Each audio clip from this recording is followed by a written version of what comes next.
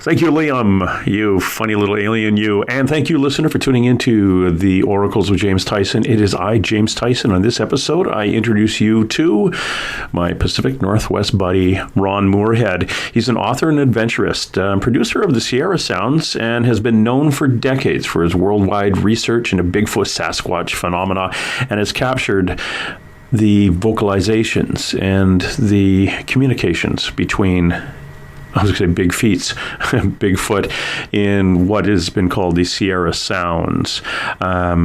He's an author of a number of books on his research into the Bigfoot and Sasquatch phenomena. Today, he comes closer than any other researcher to having a complete body of evidence that they do exist. And we come into this, and like anything I do in the paranormal, well, not anything, but when it comes to ghosts, I just automatically, I'm not going to try to convince you that there are ghosts, because there are, and I can't waste my time trying to explain that to you on all the experience I've had with them. The same for Ron and his experience with Bigfoot. Step into this. Bigfoot do exist. Now, we will continue, and we'll tell you a little bit about what he has found. Now, the Sierra Sounds are the only Bigfoot recordings that have been scientifically studied, time-tested, and accredited as genuine. Ron has documented his personal interactions with these big giants and produced his own story on a CD and also a book called Voices in the Wilderness. One of the books that I grabbed off him a few years back was The Quantum Bigfoot. And in this, Ron discusses the theories behind the interdimensional being, or what we believe, or he believes may be an interdimensional being, the Bigfoot, where it may explain why some people will see it go around a corner of a tree and disappear. Or in one of Ron's adventures, he went out tracking the thing and tracked it a ways, and all of a sudden the tracks disappeared. So where'd it go? Was it picked up by a Bigfoot helicopter? Who the heck knows? So how does quantum physics relate to spirituality and Bigfoot? Well, in his 45 years of researching this phenomena, he's heard several very strange reports. A few of these reports from seemingly heartfelt people claim that the creatures just disappeared. Well, is that even possible?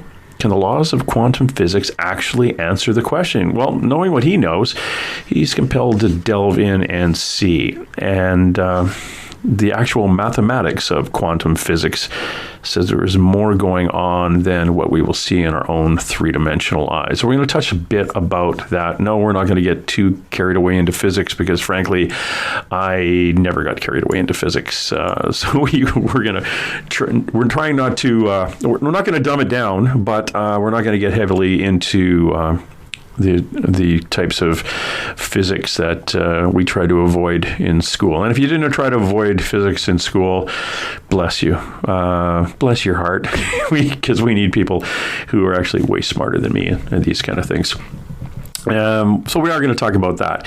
We are going to listen to the Sierra Sounds, the actual vocalizations that over time at his camp up in the Sierra Nevada mountains in Northern California, Ronald and his buddies captured over their trips up there and their interactions with these big hairy fellows that bounce around. We're also going to talk about some other we'll call it paranormal phenomena that happens at the camp and around that area, or we'll call it, maybe for now we'll call it coincidentally.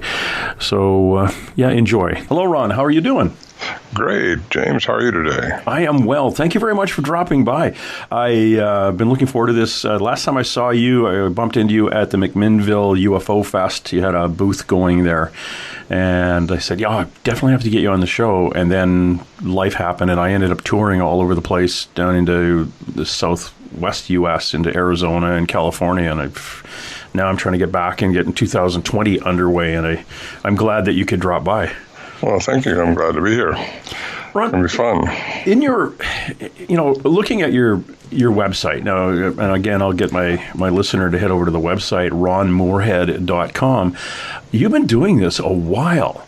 What got you interested in Bigfoot and that research that you've been doing? What is it that tweaked your curiosity? Well, what tweaked me to start with was my friends were hunters, and they were up in the mountains, and they hadn't came back. One of them did. He was scared off the mountain where they hunt, and the guys were a day late coming back, and all the women were worried because they'd already heard about these Bigfoots that came in just before that. And anyway, he wouldn't go back by himself, so I walked up there with him, and that's what got me involved in the camp. That was 1971. I was 29 years old, and I thought I was in good shape, but that trip just about killed me. It's 8 miles, very imposing trail, what there is of a trail anyway. And so it was how I got involved. I got up there, and they were just packing up to leave, and that was, probably mid-afternoon, but it's a lot quicker getting out of that camp than it is going in. But they already had their packs and the mules and everything was loaded up, so we went back out. I rode out. Thankfully, one of the guys had a horse that he didn't mind walking, so that got me involved. Up till then, none of these guys were looking for Bigfoot. Certainly wasn't. That wasn't what the agenda was. It was a hunting camp. 8 miles into the wilderness, 8,400 feet's the elevation there, and you get snowed out in the wintertime. This is in Sierra Nevada mountains of California. So I got involved. I got real excited about it because eventually it's just human nature. You want to find out what's going on. These things left huge tracks. I got to see some of the tracks on my first trip in, and it was just exciting. And when I started going back, I got involved with the group that way. And that winter, I bought me some guns and decided I'm going to start hunting these guys. This is like heaven up here. It's really a wilderness. It's you're way back away from nobody. In those days, there's no cell phones. There's no way of contacting anything. You're on your own back there. And it became real adventurous. These things would come around the camp at night, and basically we thought they were. Kind of the harassment sounds is what you hear, the chest beating type, huge sounds. And we could tell they were communicating with each other, but we didn't know if they were talking about eating us or if they were talking about carrying us away or if they were saying, are these guys okay or not? We all had guns. We were ready to shoot our way out of that little shelter we had if we had to, but they didn't crash in, which I'm sure they could have if they wanted to. And we didn't shoot. So we kind of got used to it a little bit and got a little bolder around them because we realized they weren't crashing in after us. And we started, trying to interact with them and trying to find out more about them. It was the winter of 71 into 72 when Warren Johnson, he's the leader of the group, they've been hunting up there since the 50s, him and his brother Lewis. And he wrote a 23-page handwritten letter to Ivan Sanderson, a cryptozoologist back east, who's passed away now. He thought it was probably a hoax because nobody has this stuff happen to them. And these things just have to be a primate out there. And he forwarded the letter to Peter Byrne, who was in Oregon at the time. And he also thought it was a hoax. It just can't be. But he thought it might be something you got to check out. So he sent that down to a guy named Alan Berry, who was working in Redding, California. And he came down and interviewed us separately and together and heard some of the sounds that we had recorded. And he was wanting to go in. So we invited him in 1972. That summer he went in, and he set up his microphone, his little cassette tape recorder. That's what we were using back then, those portable cassettes. And he got some pretty clear sounds, and we was all recording, so we all got the same thing, pretty much. And but he was taking it really serious. He was trying to still find out who could be doing this, who could be tricking these guys like this, because he's an investigative reporter, had a master's degree in science.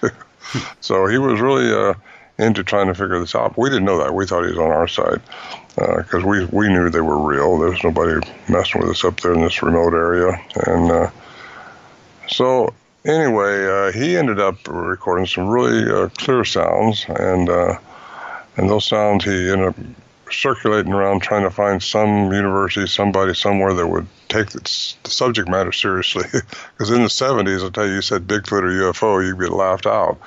But he was pretty much getting laughed out when you go to these colleges and stuff because these professors and all just, they won't touch subject matter like that or they'll lose their credibility in the academia circle. So he finally ended up finding a Professor Curlin at the University of Wyoming who would look at this unbiasedly and give him an opinion, one way or the other. Are they real or are they not real?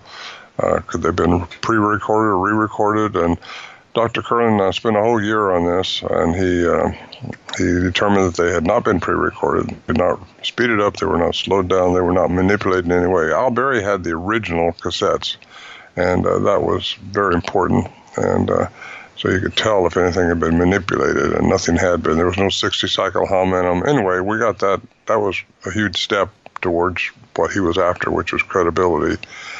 And it wasn't until 2008 until a cryptolinguist retired as a cryptolinguist from the Navy, who got a hold of them through accident through the BFRO website, and he heard those, and he wow, he thought he heard language in it. And that's what he's been doing for 20 years in the military. So he teaches foreign languages even to this day in Missouri. His name is Scott Nelson. And he came all the way out from Missouri to interview Al Berry and myself to find out the context of some of these sounds that we were playing and that he was hearing. And he went back with a copy of the original and started listening to it and determined that these things have a complex language. As I said before, we knew they were conversing with each other, like Albert Ostman said in his event of Toba Inlet. He said they were chattering amongst themselves. Well, that's what these were doing. They were chattering amongst themselves. And anyway, he says they have a language by the human definition of language, which is critically important because only humans have the hyoid bone connected to the tongue, which goes to the nerves to the brain, which gives me and you our sapient conversation right now. We can talk to each other. No animal on the face of this planet is supposed to have that. But these things that we were dealing with has that. And then you find out they're out of the human range. You know, no human can make the range that they have. The below our frequency and above our frequency, our average human frequency is a certain area. And Dr. Curlin gave that report in an anthology of the, it was in BC in 1978 at British Columbia, Vancouver. Mm-hmm. And there was one of the first ever symposiums of this type. Man Like Monsters on Trial was the name of it. And anyway, he gave his report there, and it came out in a book that was subsequently published by the UBC Press. And his whole report is in that book, Man Like Monsters on Trial. But it shows the range of these beings that we were dealing with. And then you got the cryptolinguist who now says that, or he said all along, these things have a language. We just don't know what they're saying. But he did transcribe a language. He's totally vetted. He's two-time graduate of the Defense Institute of Foreign Languages. And we've had a lot of other people listen to him that are experts in human sound and all that. But those are the two that I like to mention because they have made the biggest step for us in the credibility of these sounds. And it seems like that's what you have to have is people who have some kind of a PhD behind their name or some kind of a high education to say that's that, or they won't. Otherwise, it's just our story. And a lot of people have their story, and they're all interesting. But what makes ours interesting, I think, is the credibility and the science that we have behind the study of these sounds. And it shows that these things are out there. There's no doubt. We don't try to, and I don't try to, at any of these presentations I give, to convince people that Bigfoot's out there. They are. What I came to in my conclusions to it goes deeper, though, because there was a lot of mysteries associated with them up there. A lot of unidentified sounds we couldn't. I don't mean vocalizations. I mean just sounds that you couldn't place, and lights that we couldn't understand, and just things would happen. And I always wondered what in the world could do that. We all wondered that. And so anyway, it drew me into my quantum theory, which I've got now in my second book, The Quantum Bigfoot. And it gets into the way the universe actually works. It seems like here we are stuck with Newtonian physics only. And if you can't see it, touch it, and use your five senses to understand it, it doesn't exist. Well, that's just not the way it is. It's just untrue. There's nothing wrong with Newtonian physics, but it only works for our three-dimensional environment. According to quantum physics, there's 11 different dimensions. We live in just 3 of them. We only see within light's frequency. I got into frequencies and vibration, and Nikola Tesla said, if you understand the universe, think of terms of energy, frequency, and vibration. Well, that's so true. You get down to the most minute level of our existence, we are just energy. And it translates into the mass that we're showing right now in the form of our bodies. But Anyway, I'm rambling on, James. No, Just you're stop me doing and keep fine. me going. One of the things I found when I listen to the Sierra sounds, it sounds to me like they're, and if you can imagine as a kid growing up and imagining what a Japanese samurai would speak like. It was just almost like a guttural, but you could, to the layman, if you know, if you ever watched old movies and stuff, when you hear it, it sounds like a language. It's presented. It comes in your brain, and you're trying to translate it yourself. Or is it broken English, or is it this? It was definitely not broken English, but closest I can say it really sounds like a very guttural Japanese of some sort. And we're going to play Sierra sounds here in a few minutes for the listener, and let them make that decision too, because to me that's what it sounds like. There's a lot of. It sounds like language. Yeah, it is language, but it sounds like a lot of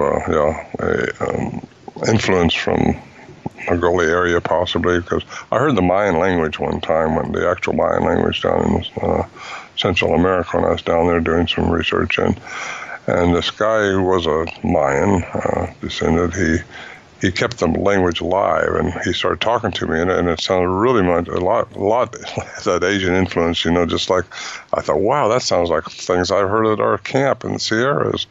And I found out from talking to him that the Mayan people actually migrated down from Mongolia, and they know that through DNA studies and the mark at the base of their spine when they're babies. And there's a lot just interesting how that all came together for me, just in that moment down there listening to him talk, because it does have that fling to it, expression. That's interesting. And in physics, I spoke to a guy named Steve Long. Now this Steve was a kid that just got through. So I think he dropped out in the 10th grade or something. But he was an electrician, and he was working in a place back in the eastern U.S. and was jumping from one. There was two buildings separated by a small space in the roof, and as he jumped from one to the other, he got struck. There was ball lightning kind of amplified in between the two buildings, and it knocked him out. And the guys he was with thought he died. Well, this kid who really didn't like reading came out of the hospital devouring anything he could read on physics, and swears up and down like the physics is wrong. The Newtonian physics is not. It's so elementary. And he tries to describe it to me as a layperson, and it's just way over my head. And this is a guy who didn't get past the 9th grade. Now he's, from getting zapped by lightning, he floors physicists when he's talking to them, and has interesting arguments with them. So yeah, I kind of wonder what switch got turned on in him by the universe that allows him to see things on a little bit different plane than we do. And that's what, in your book Quantum Bigfoot, and us being restricted in our perception by what we believe physics is now. Yeah, there's a good example of a guy who's not restricted and open to all sorts of possibilities of 11 dimensions and on. So that's what I try to encourage with people: just keep an open mind, because there's more going on you don't see. We only see within our restricted visibility frequency, and that's what light allows us. And if you look at just what really is out there, you notice every once in a while a camera will pick up something that your eyes don't. And it's because the camera's lens is able to pick up a little broader scope, spectrum than our eyes. And it's just amazing if you start researching. So many researchers, quote-unquote researchers, don't research. They just stick along with thinking these are some kind of ape out there in the woods, and there's nothing else going on, because they were trained when they were in the 5th grade that Newtonian physics is the rule that applies for everything. And nothing wrong with Newtonian physics, but there's more to it, just like there is more to Darwinism. Darwinism doesn't explain how we got our consciousness, how telepathy works, how intuitiveness works, how any of this really works that's inside of us, from the minute level all the way through the macro level. And that's why you have to just step out of the box of Newtonian physics only and realize there's more going on and start looking into it and see what could account for that. Like I say, Al Berry, the investigative reporter we let in there, he had a master's degree in science, and he said, whatever you do, don't talk about the screwy stuff going on up here. He says, just stay with science, and you'll get invited to talk. Well, for a while, him and I, after we got together and became friends, we started giving our lectures and talks at different places, and we always talked about just the sounds themselves and the study behind the sounds and da-da-da-da-da, and let people hear the sounds. We didn't talk about the strange goings on, but I do now. Al Berry passed away. He was a good friend of mine, and we hung out a lot together. In 2012, he went on. But anyway, I talk about the strange things now, and I started looking into the science of what could be the answer to it. And the answer, I think, is in the laws of quantum physics, which govern the universe. They govern everything about us from the minute level all the way on through the universe. And if you're going to dismiss that and not use that science in your research, I think you're hurting yourself, because you're not looking into it deep enough. These things have a mystery about them. Too many people see them disappear. Well, they go out of our light perception. That's all. They can change their energy frequency, and that sounds like that's all. Like that's something simple. We haven't learned just exactly how they change matter into mass and back and forth. Matter into energy and back. But they somehow can do that. I've had so many reports, and for a long time I just discarded those reports as being, these guys are Looney Tunes, And a lot of people call me Looney Tunes now because I talk about it. But the problem they got is I've encountered these things. So many researchers don't have a clue. They've never encountered them. They've never been around them. They don't know. They don't really understand what I'm talking about until something happens to them, and then they open their minds up a little bit. And I try to get all researchers to do that, because without using all the tools available, you're never going to understand what's really going on. And one of the tools is quantum physics, and it's not that hard to understand. You can get your head around it. You can't understand everything, because you'll never understand how far it is to the end of the universe, right? Because we think everything is measurable and predictable. That's Newtonian physics. Everything is material or physical. That's Newtonian physics. Well, that's just not true. It's just not true. It's not untrue in our three-dimensional environment, but if you really want to stretch out and look at everything, there's so much more going on. Yeah, it is fascinating. And when you hear the stories of Bigfoot experiencers, or those who have had an encounter, some of those encounters that they're having are what you would almost call interdimensional. I think Jeremy Corbell, a buddy of mine, did a documentary on the Skinwalker Ranch. And somebody he interviewed claimed that they saw like a beam of light come down a big tube, and this thing crawl out of it, flop to the ground, stand up, and walk away. And what they described really was Bigfoot coming out of a beam of light and then walking away from it. And so where the heck did that come from? And is that the same Bigfoot that we see or has been seen, the big hairy thing eating berries in the field? Or is that something different and connected to that species or that being? So lots of questions, and bless your friend that did the research, a scientist, but he knows the answer now. And so, unfortunately, we can't call him. But I used to say that about Jim Mars after telling me about all the JFK conspiracies and stuff. When I heard that he passed, I actually had a little smile to myself, thinking, "Okay, you know the answer now." Yeah, we will. Yeah. Once you step out of this, and according to Stephen Hawking, famous physicist who recently passed away, he said energy can't die. Well, that falls right in with Einstein and these other physicists from 100 years ago. Energy cannot die, and we all are at our most minute level of existence, energy. And that's just a fact. And you can deny that because you can't see it, but it's there. It's absolute fact. So if energy can't die, you just sort of pass on to another form. According to Einstein, you just change forms. I like how you, at the beginning, at the top, you come out and said, well, Bigfoot exists. Okay, now move on. and these are my books, and this is my experience. I do the same thing with ghosts. When people say, like, you're paranormal. Well, I was. I don't need to do that anymore. I know they exist. So let's talk about ghosts and why and why they exist. Well, it's energy. That's it. It's in different places, and some move on and some don't, and some go where they're supposed to when whatever the great plan is. Bigfoot, I think, is the same. It's just it is what it is, and it does exist. You've gone through enough. You've talked to enough people who've experienced them literally face to face, or to hearing them and seeing them at the corner of their eye, to the point where I know Bigfoot exists.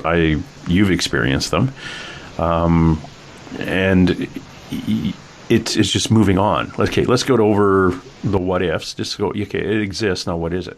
Well, I think, in my little theory here, we're in the third dimensional environment, right? We're all supposed to be moving out of that and supposed to be ascending and getting better as we evolve. Well, we evolve through the fourth dimension and into the fifth dimension, which is unseeable. The fourth dimension, I believe, is plasma. It is the dimension where it's a material like solid, gas, and liquids. It's the fourth element of that. And yet it depends on the heat of it. It will depend on how much of it you see in the fourth dimension, because we can see that's light. Fourth dimension is light, but how much of the plasma can we see? And if these things are changing from the third dimension when they die, I'm talking about a ghost now, and you might see the reflection of their spirit or their embodiment of some type in the fourth dimension of plasma, I call it, and they haven't advanced or accelerated into the fifth dimension yet. Bigfoot, once you get in the fifth dimension, time doesn't exist as we perceive it now. So I think what we're seeing with ghosts and all is the fourth dimension, and it again depends on the heat of the energy itself. It will depend on if you see it or not. But I've talked to a lot of people that see the predator, the predator effect. And I know some of these people very well, and for a long time I couldn't understand that, but I think I can at least get a theory on it that maybe they're seeing in the fourth dimension, and they're seeing the plasma field surround these things with heat, depending on the heat. And that's interesting. Yeah. So that's why I think a lot of ghosts you see at night. I mean, because also the Earth's vibrational frequency is 7.83 hertz. And I believe most animals are like that. And our hertz, actually, when we get into our alpha, into the theta state of sleep, prior to that, we were in our about 8 hertz. Our bodies reduced down to that when we're not analytical. And I tell people, too, my suggestion is don't be analytical when you're out there. Don't try to set up traps and do all that stuff, because these things are ahead of you already. They seem to know what you're doing. At least they stayed a step ahead of us every time we try to check them, because people say, if you had that much experience, you would have had a picture by now. Well, no, it's not that easy to get a picture. Any researcher knows that. We are very fortunate enough that we were able to capture their sounds and get going with this part of it. So anyways, that's where I stand with Ghost. We did a Bigfoot weekend, call it just an overnight, with a fellow named Thomas Seawood, who has a sea kayaking camp up on the east coast of Vancouver Island. And we set up night vision cameras, and I set up a camera where I didn't tell anybody else where it was, and they were all moved the next day. And we put some cherries up in a tree, and figuring they would come in and maybe take them, and nothing. But there were footprints. There were hundreds of footprints there the next day. And this is typical Pacific Northwest pine needle kind of ground, where me at 235 pounds, if I jumped up and down, my foot went in about a quarter inch, and over about an hour, that quarter inch kind of expanded out again like a big sponge. Well, these footprints were 2.5 to 3 inches in the ground. About 20. The one I cast out was 22 inches long. And they weren't there the day before, and if somebody was out stomping and hammering footprints into the ground all night long, we would have heard them, because we didn't sleep that well in these shacks, and they were only 30, 40 yards, not even that, 10 or 15 yards from where we were sleeping. And they're all over the place. But the cameras had moved. Even the one that I didn't tell anybody else on the team, I set up. And they were all just off an angle away. But the next time we're going to go, definitely going to have to multi-angle this thing with like 10 of them. So at least if one moves, we know who's moving it. But we didn't see. I get one camera looking at the other one. Yeah, exactly. But the hindsight, we're going to definitely go back. Well, I was up there with Tom here in 2016 on an expedition that was put on by Todd Neese. Thomas Seawig got us grouped together. We went up into the archipelagos where he had his sighting. And that was pretty good. We spent a week on a boat, but we did just that. We tried to get one camera looking at the other one. Then nothing would happen because they've got you figured out. Of course, none of these guys are into what I'm into. I'm into the quantum aspects of these things. I attribute to many of these beings that are out there. Thomas and Todd and these other guys were strictly ape. There's got to be an ape running around out there. Animal, critter, yeah. And if you start talking about anything woo, they look like you're something less. And they don't do that to me, but I mean, I know I know them, love them. They're good people, but they don't get out of their box. And if they don't start thinking a little bit bigger, they're never going to learn anything bigger. Thomas, I think, had a real sighting up there, a couple of them. And he took us to that island, and we spent, like I say, a week on a boat. And I mean, we literally lived on the boat. Even at nighttime, we set up thermal cameras and looking to see if we could spot anything messing with the cameras. And then also had cameras looking at each other. Different islands because we got there at low tide. And when were you back there, James? 2017. Yeah, okay. You were there the year after. Yeah. And it was exciting, very, very beautiful area and a very hot area because these things have been seen, as you know, swimming from island to island up there. Yeah. And so, no doubt, I think it's Bigfoot country. There's been a lot goes on up there. In fact, that's Toba Inlet's just not too far from there, and that's where Albert Osman was supposed to be kidnapped. And I researched that area one time years ago too with Peter Byrne and a couple of guys, and. Well, that's just hot country, for Bigfoot. Toba Inlet, the place that Thomas had his little sea kayaking place? No, Okay. I don't think so. Well, Toba Inlet's kind of out of the way. I mean, there's nothing there now. It was just a place where Albert Osman got rowed into to do some mining, and supposedly he was there for a few days. Someone was messing with him at night. He heard it, but he thought it was a raccoon or something. He didn't know, but... So he put his snuff cans in his sleeping bag and a couple of other things, and all of a sudden during the night he got picked up and carried away for about 3 hours and ended up in this about a 10-acre bowl, he said, captive by this Bigfoot. And a female Bigfoot was there too, and 2 adolescents. And I don't know how much you know about the story, but it's a very compelling story. It's in John Green's book, The Apes Among Us. He interviewed him in the 50s.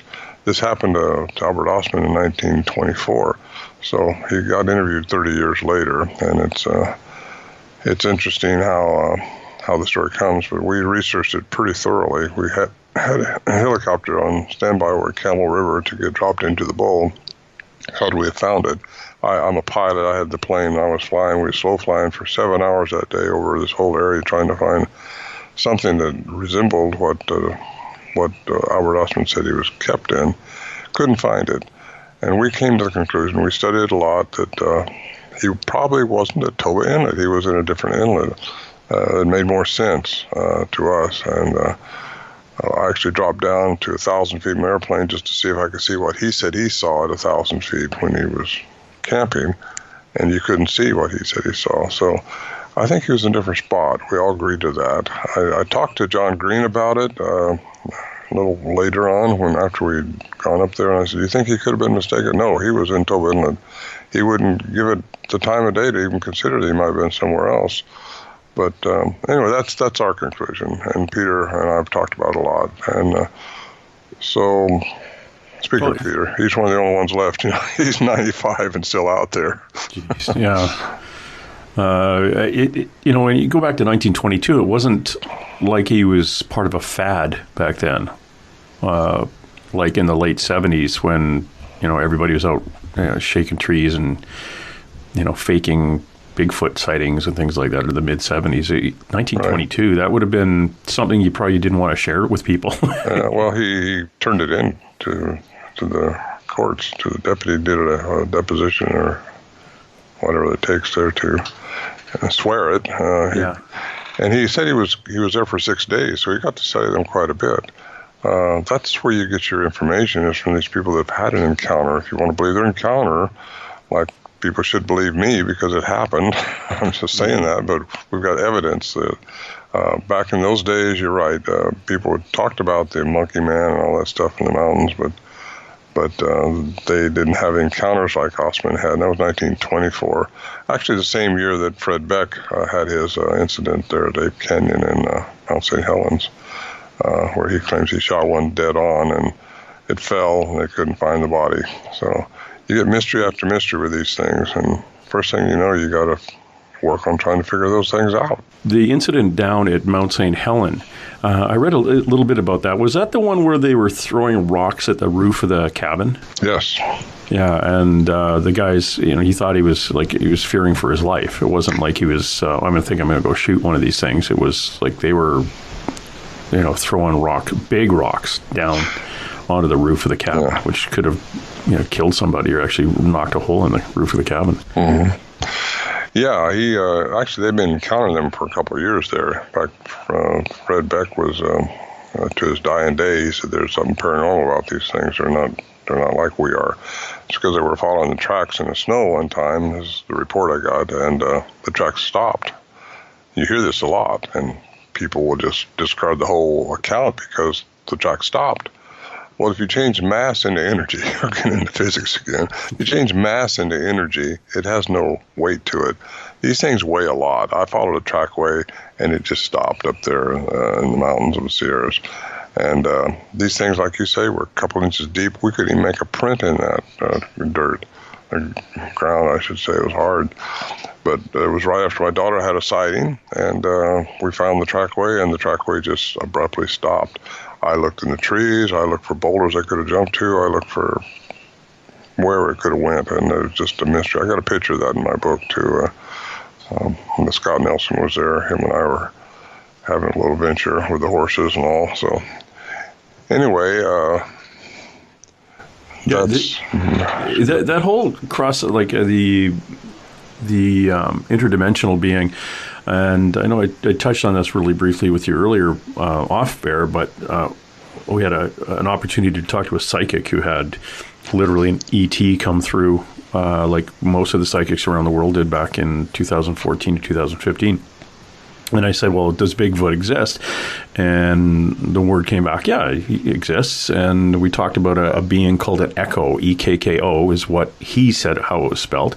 And it was a E.T. here to protect the animal that was the Bigfoot, which then kind of made sense when I hear about things like the tracks disappearing, or in one of the conversations I had before with the psychic was, the head peeking around the corner of a tree and then ducking back in, and when you come up, it's gone. How the heck does it do that? And it kind of deals with the interdimensional, and maybe explained a little bit of why some of them appear to be an animal that is actually feeding, or an animal that is doing all those things an animal would do in the wilderness that we have that exists now, or in this dimension, in this plane, drinking water at a creek, eating berries in a field, like an animal, or a being, a sentient being.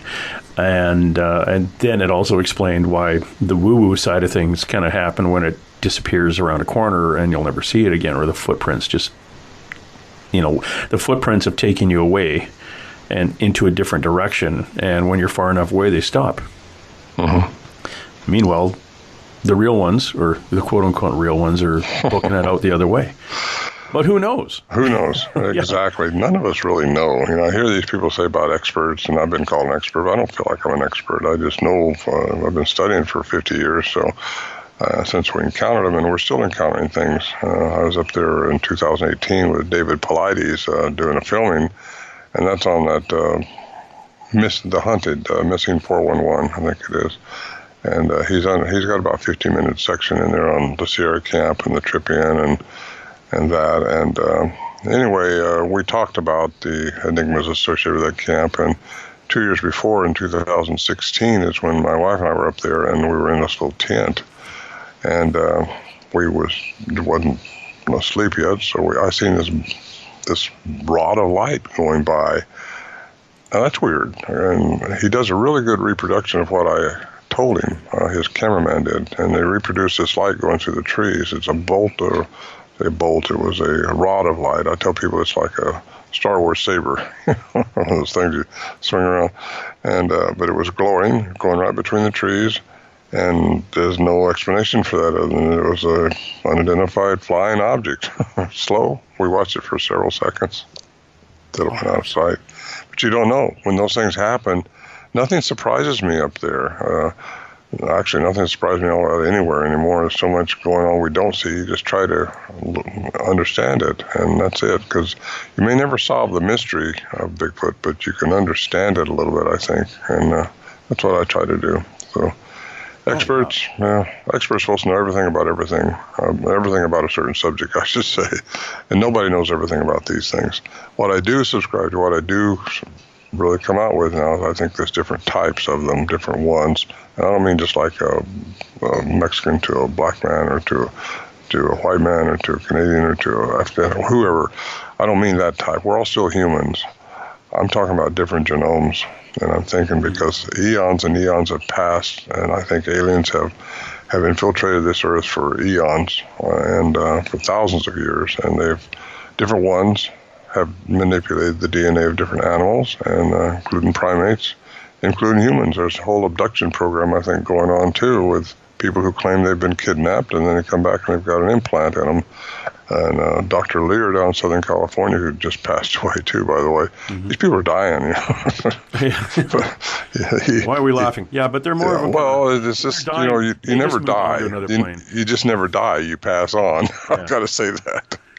Because there's even the Bible says there's a word, "Oh, death, where's thy sting?" or something like that. Because once you get out of this body, you'll know everything. That's the good news. You will understand everything then. But yeah, I was going to say something about Native Americans a while ago. They say they're spirit beings who can disappear. Wow, that's kind of interesting. Now, I have a different theory. Of course, you heard from a medium, I guess, on this echo type thing. But I was thinking, I've had several reports of these things. If they can transfer their mass into energy only through a frequency, they could go into a tree. And you hear a lot of reports of them being around electrical devices. You hear a lot of reports, our reports, batteries would go dead on us up there. Scott Nelson can attest to that. The cryptolinguist, he'd go up there with a whole week's supply of batteries and they'd go dead on him. My brand new lithium batteries, I just put in my tape recorder in 2011. I had one of these things out there making some sounds. I thought I could turn it on. Well, I had it on earlier, checking the battery, put the battery in and all that, and it was perfect. It was dead at 10 o'clock that night when I started hearing this chattering going on. So I couldn't record anything. And how does that... What was the temperature like? Oh, it wasn't that cold. I was in summertime. I was there by myself, which is a no-no. I wasn't planning on going up there by myself, but I was nothing happened when Scott and I was up there all that summer. We was up there 3 different times, go in for a week, come out, resupply, take a shower, go back up, And he was here all summer trying to capture some more corroborating sounds. He could have the experience himself, and it just wasn't happening. So I thought after he left to go back to his teaching job in Missouri, I just got to get up there again. The weather's good. I had this guy scheduled to go up there with me, and he backed out. It's not an easy trip, and we were walking in. So you got to be in shape to do that trip, and you got to be altitude-wise too, because you're up at a high altitude. You get up to 10,000 feet before you start dropping down into our camp area. It's 8,400 feet. But just the trip alone, I mean, to take horses in is a lot easier, but it's also more dangerous if you don't have a real trail-wise horse. And I mean a high mountain horse. You need one that knows what they're doing. I've had a few broken ribs off that trail. There were times from a horse going off the edge or something, and it can be taxing, really. So much for me taking my helicopter up there and well, actually, bouncing over 10,000 feet in it. Actually, Peterborough, you got a helicopter? No, but honestly, the shape I'm in, it would go out of my way to rent one. Well, Peter and I went up there in a helicopter one time. We got dropped off a couple miles from camp. It's the only place he could stop, and when he didn't want to stop, he didn't stop. He just got down low and said, "Jump out." And, that's what we had to do, and walked into camp. But Peter, it's such a trip. Peter was already getting older, and because we're all getting older, I guess. But he just didn't want to walk that trip in, which he had done years and years before with Al Berry, the reporter we took in. Anyway, we did take a helicopter ride in there once. That made it a lot easier, I'll tell you what. But then we had to come out. But it's all downhill, and sometimes that's not so easy either. You got this pack on your back, and there goes your knees trying to make it through these rocks. Oh, geez, I blew my knee out going into Tom Seawood's camp, and I had a 90-pound pack. Oh, gosh. And I stepped down, and gravity wasn't my friend. I just put a little bit too much pressure on the inside of my knee, and the whole thing, I just went over. Oh, no. And everyone laughed until they had to lift me up and realize my knee was 3 times bigger than it was supposed to be. That hurts. But yeah, it was an adventure. But it was good. We were talking to Ron Morehead. Please go to his website, ronmorehead.com. Check out the About section. Look at the books and audio and see what else he's been up to, and also on his blog. If you want to follow him on Facebook, if you are connected to that, Ronald J. Morehead on Facebook. And it'll also show a lot of the events that he's coming up. I think in March you are in Georgia. Correct. At the Cherry Log Museum. Is that correct? Yes. You're speaking there. April 4th and 5th, Enumclaw, Washington. You've got a conference. Yeah, just keep an eye on him. See the different conferences he's coming to. Busy in April out in Michigan at a Bigfoot conference. April 17, 18. You're speaking on the 18th.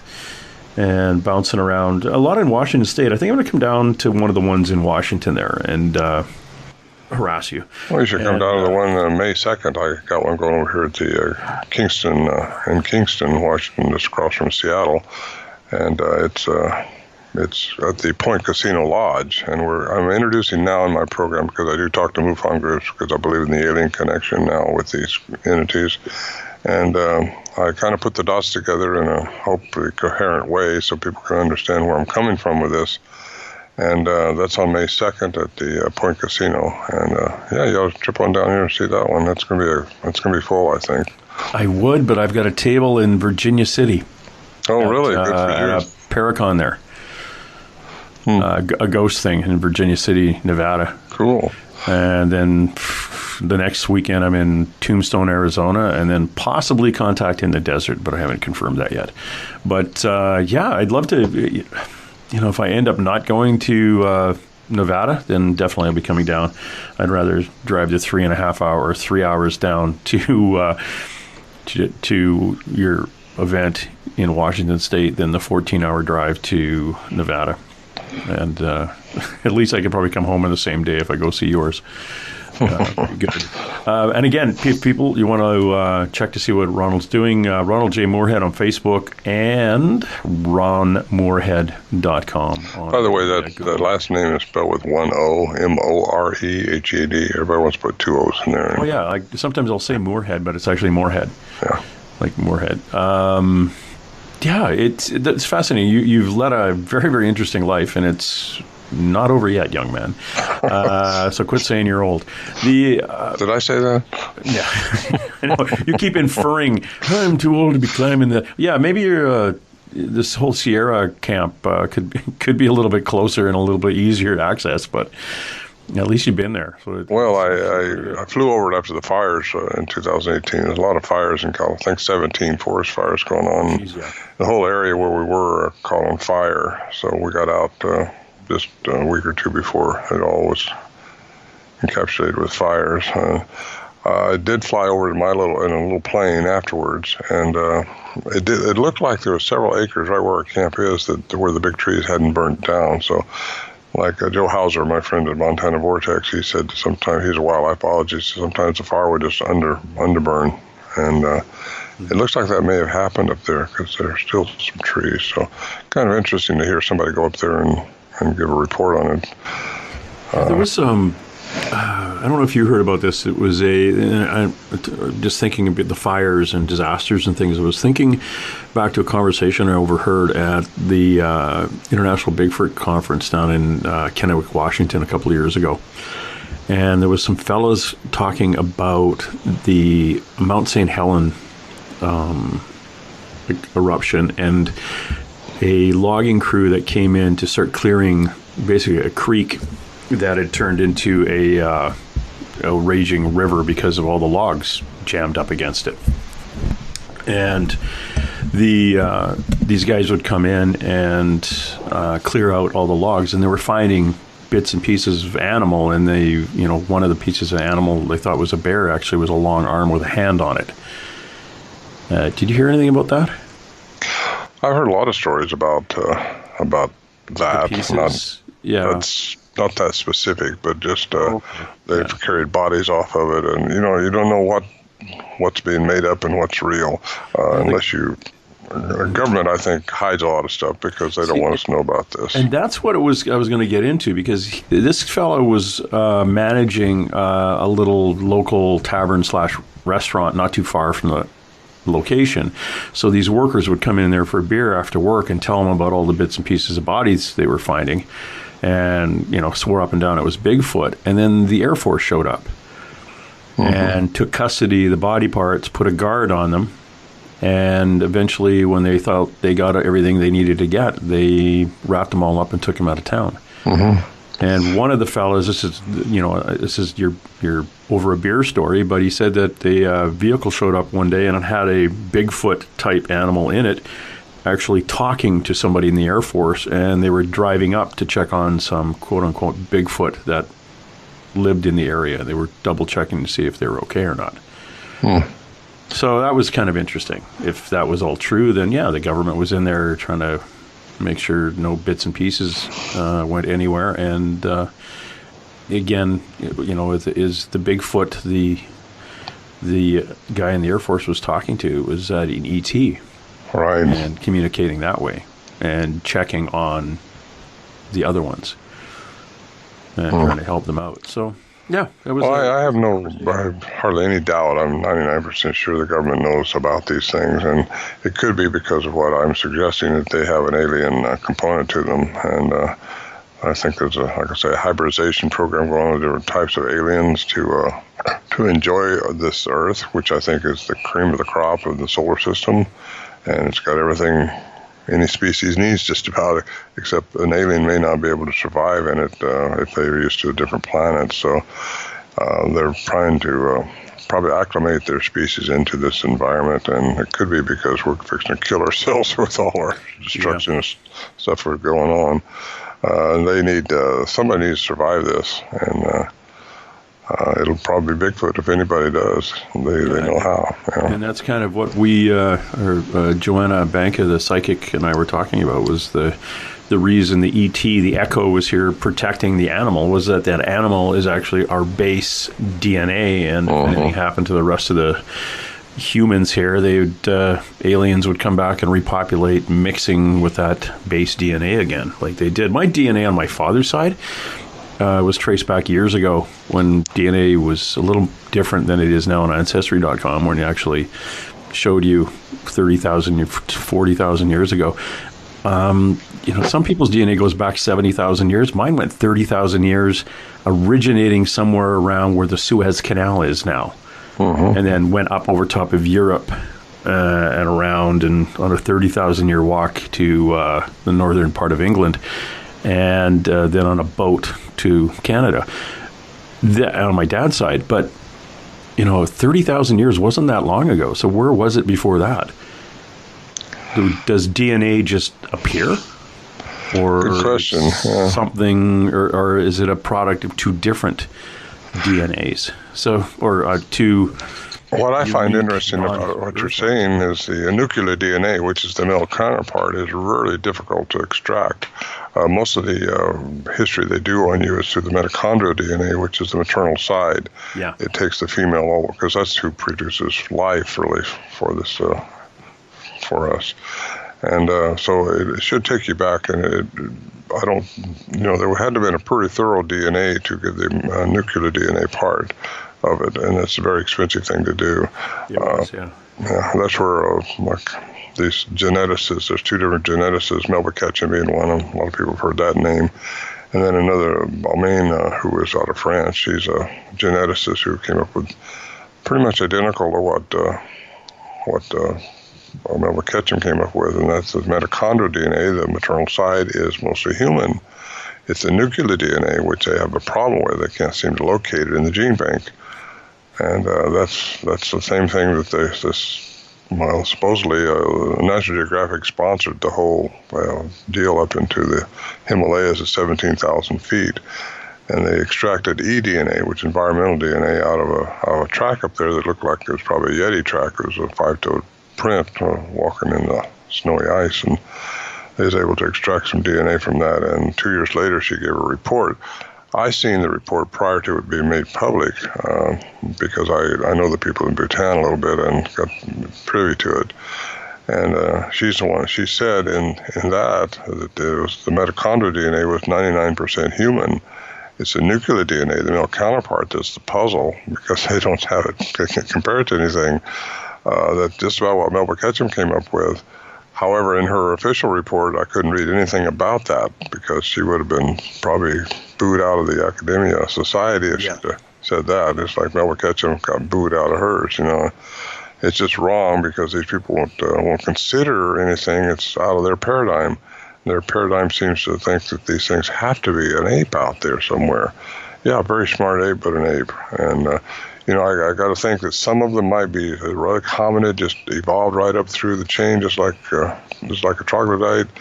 But somewhere along the line, there's been some changes because of who the nuclear DNA represents, which would be the male counterpart. And that could be different types of aliens. That's why you see the dogman, you hear about the dogman, you hear about different types of beings being able to do different things. And I've experienced some of that, and I've heard a lot of people that have experienced other things too. And it all falls into quantum physics, I believe, and into interdimensional and into alien intervention into the genome of different beings on this earth.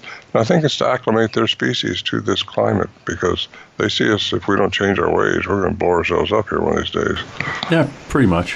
When you say you've experienced some of those things, the other cryptids, what kind of things have you bumped into? Oh, well, let me just get my list out here. I got my little presentation here. Well, just some of the enigmas I mentioned in my program. We've seen, one time, in the daytime, you hear the sound of stampede horses coming to our camp, and that's just not what's happening. You don't see them. A lot of times you hear sounds, but you can't find the source of it. At one time, I heard a tuning fork, sound like a big tuning fork, huge tuning fork, daytime. I'm trying to find where it came from. That was in your camp? Yeah, at our camp. Jeez. Had these lights up there sometimes that would follow us around, and you got just things. I got to ask you that I haven't read anything to do with you seeing lights or anything like that. But could you describe these lights as being about volleyball to basketball in round and in either blues or reds? Yeah, orbs. They were white, and they followed the Johnson brothers around up there, all three of them, one night, a couple nights before Bill and I got there. Bill and I saw, when we were up there by ourselves, this huge ball coming down from the sky, controlled. It was coming down slowly, but it just came right down. It was huge. It was blue, and we lost it behind the trees, but it was all associated with this Bigfoot phenomenon that we were experiencing at the same time, too. There's another time we heard this Geiger counter type sound, like a clicking sound, and more like castanets I describe in my book, The Voices in the Wilderness. It's a clicking sound, and it was out by our stove, and it started working its way up to our shelter where we were sleeping. and we had the door closed on the shelter. I say door, it's a log that we put in just between two other big trees and bind it closed so no boogers will get us. And all of a sudden the clicking noise was inside the shelter. As soon as you turn your light on, it stops. Then turn your light off, it'd start up again. So we never did find the source of that, but Bill and I talked to him sometime after that, years later actually. I said, Bill, you ever had anything happen to you outside of the camp to down here? Because what happened to me, I was out irrigating in my field, and I heard this clicking sound again, same clicking sound. And I looked around, I couldn't see anything making it. I got something on my boot, what's going on here? No, I could not find the source of it. And Bill told me when I was having lunch with him, he said, yeah, you remember that clicking sound we had up there? I had that happen to me down here. So who knows what that is? It's just another little mystery, that's out there. It's a grasshopper.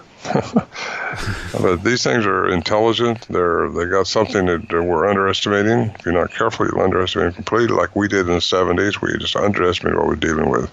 You set up a camera trap, they go around it. You think you got them figured out, and they got you figured out. The ones I dealt with are different than what I hear a lot of people are reporting, but then some people report the exact same thing that we had. So I just think there's different types. Crazy. I'm going to play the Sierra sounds now, the actual vocalizations that was captured, and let my listener hear those. This first one is called Talk to Us. And I'll play each clip twice. I'll pause it and then go back to back, so it's twice. Again, this first one is called Talk to Us. Please try and talk to us.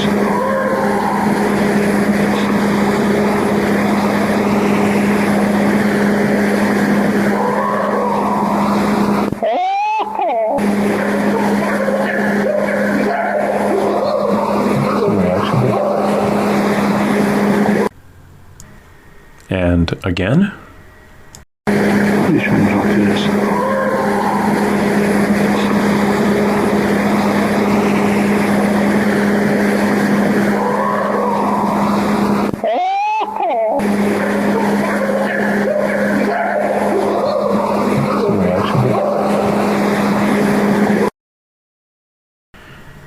This next two, or it's the same one again back to back, it's called the anguish sequence.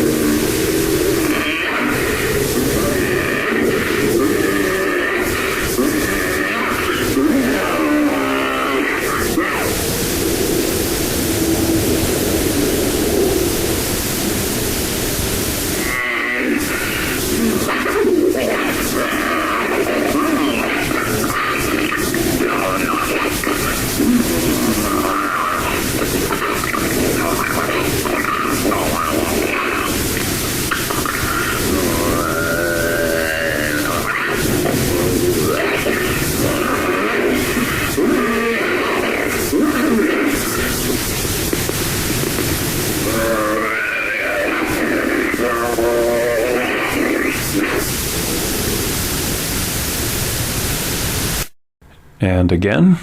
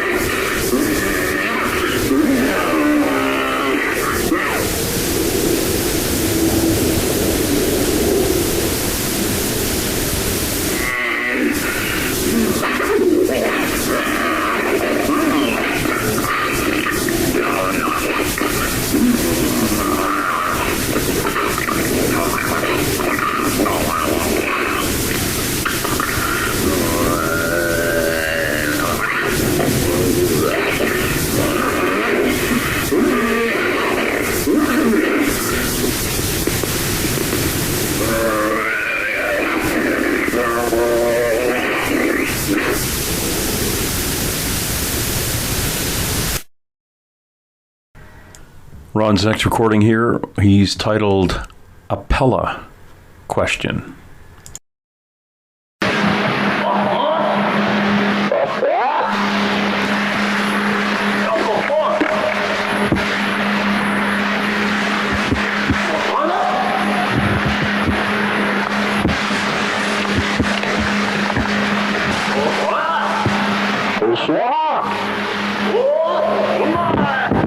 Right there, just seen movement right through there.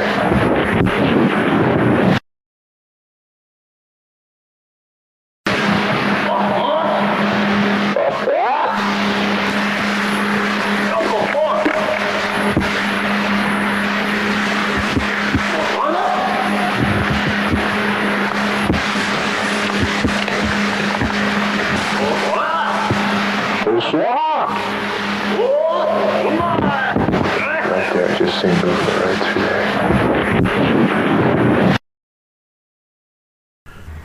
And here's the one that I really remember from a while, or one of the first interviews I've had with Ron. It's the one that basically sounds like samurais. In fact, it's actually called Samurai, and it's a looped one. So I'll just play it once for you.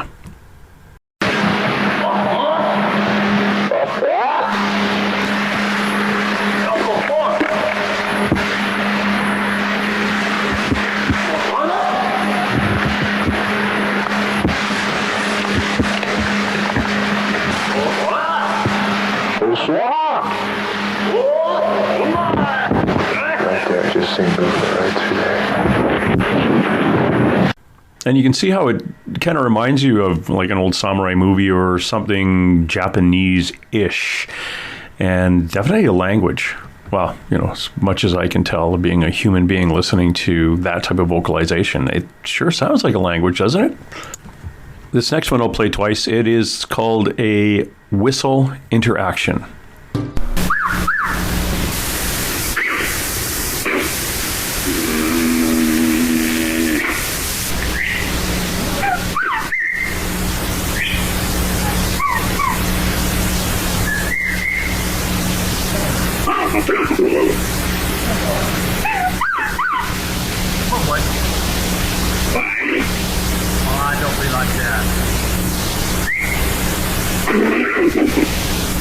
Come on.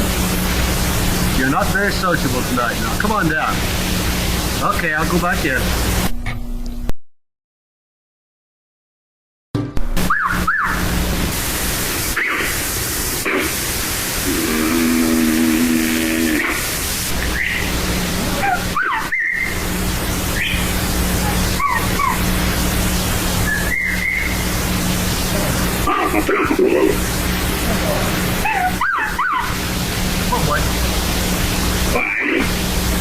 Don't be like that. Come on. You're not very sociable tonight now. Come on down. Okay, I'll go back in. These are absolutely fascinating. I love them. Now, this last one, if your ears haven't blown up yet or been strained, this one might do it. It's called Rapid Fire Sequence.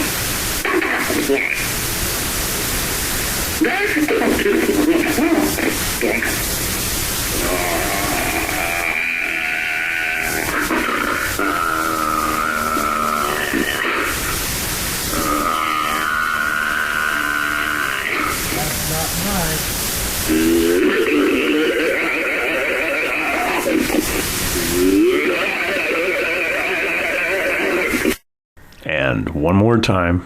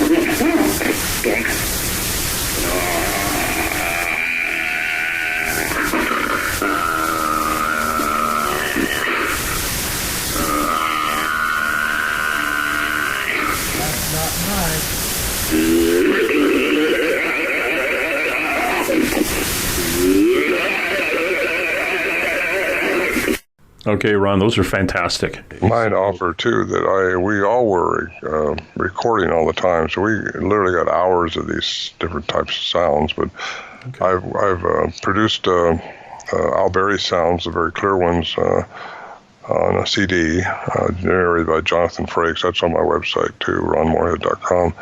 And I produced another one with the interactive sounds that I had 2 years later, same camp, 1974, actually 3 years later.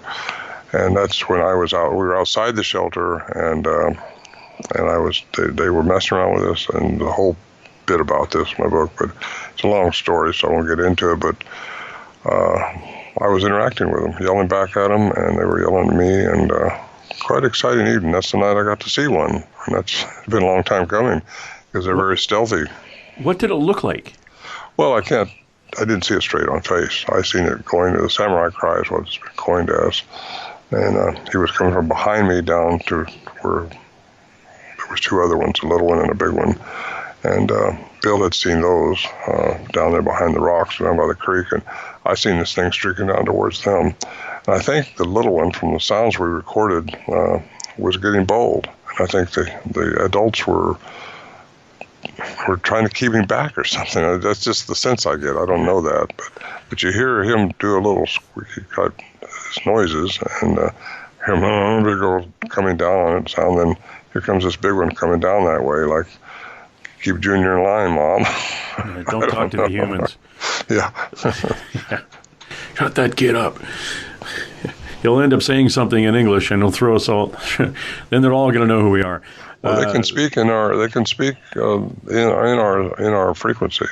They can speak above it, infrasound and ultrasound above it, and below it, infrasound. I think that's probably what happened to Warren Johnson and I one time. We're not sure what caused the effect, but something froze us when we was walking up evening time when one of these things was mouthing off around one of these trees, and we started walking up towards it. We thought we were going to see it run away because we were getting pretty bold then, and it didn't run away. But all of a sudden we got a little closer to that tree, and him and I, without talking to each other, both just got frozen in our tracks. And how do you explain? We couldn't explain it. He said, I don't know about you. I can't move anymore. And he said, I can't either. I can go backwards, but I can't go forward. And that's what was happening. I brought this up to Leroy Fish, who was a wildlife biologist who passed away now. He's a BFR curator at the time. And he said, I don't want to hear about your fears. And I said, it wasn't fear. We weren't afraid of it at that time. We were really wanting to see one of these things and know more about them. And all of a sudden we were just froze. And he suggested infrasound, because that's what large animals can do, to freeze their prey or to communicate over long distances.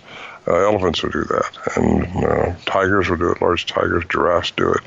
So why not Bigfoot? If they have this frequency range, which they do have, we've established that through Curlin's report, the range they have is so superior to what we can do. I've been told they must have more than 2 vocal cords, and if that's the case, that would give an account for these different sounds we were hearing. One time I thought I heard a car door slam outside the shelter. Now, come on, we're 8 miles into the wilderness. That's not happening. But something made us hear that happening. So, what's doing that? They got a ability about their vocal mechanism to make just about any sound they want to make, which gives them a really good up on hunting. They can.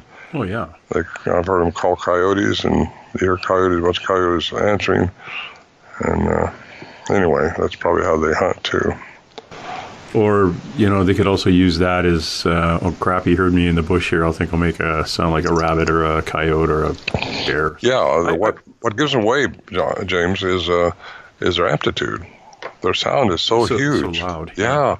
It's not like a bird chirping. It's like a 400-pound bird chirping, One time I thought we was listening to an owl up the ridge a little ways, and my daughter and I were just there by ourselves, and I thought I'll turn my tape recorder on. I turned it on, but the speaker thing was on, and it made a squealing noise. Well, the owl sound we thought was an owl turned into Bigfoot chatter. So it was making an owl sound for what reason, I don't know. They toy with you. I got to say that too. I think they were toying with us a lot up there, but we were there seriously trying to figure it out, and at least Al Berry was. We was having fun with it, the other guys and I, and we were hunting too. So, and I'm talking too much probably, but... Wait, you mean during an interview? No, you're doing fine. Keeps you from having to ask me questions. I don't know. I'm interested in what you have to say. When I was up at Thomas Seawood's place, we heard the whoop. Mm-hmm. They hear the whoop at you, and we're thinking, okay, maybe it was just an owl. But we're, the 6 or 7 of us, we're all in the one place, and we heard this off in the weeds. And this is another place. It's not as bad as yours, but we drove 2 hours north of a town, a very small town, on a logging road past 2 wonderful elk herds, and then had to hike in half an hour, 45 minutes down to the coast. And it wasn't like, okay, we're going to sneak into their camp and make Bigfoot sounds just to screw with them. Yeah, nobody was down there other than us. And the ocean's on one side, and we heard this whoop, and people said, well, could have been an owl. Well, yeah, and it could have been an owl if it had lips, because the whoop ends with a puh. Oh. And there's no animals out there that are going to make a whoop sound and then end it with a puh, like a puh, like the lips coming together. So that was fascinating. Absolutely fascinating. It makes me, and that's the other thing too. I was talking to the guy who did the documentary Bigfoot Girl there, and we want to go back, but not just an overnight thing. We want to spend a minimum of like 3 nights there, and come in extremely well prepared with audio and multiple digital cameras and full spectrum cameras and the whole bit to come in and try to cover this thing off a lot better than we did the first time. But that good luck sounds with that. Fascinating. Yeah, they can make those sounds like whatever they want, but it's like I say, it's the amplitude. It's how loud it is more than it is the sound itself. Yeah. The whoops I have recorded. I've got those on my second CD. The different types of whoops have different intonations, and I think it's their way of singling another one without actually saying something. They can whoop certain ways at certain times, and single to another one about your presence or what they're going to do. I think they have a code figured out. Have you got these sounds in, I think it's Voices in the Wilderness, which is your book where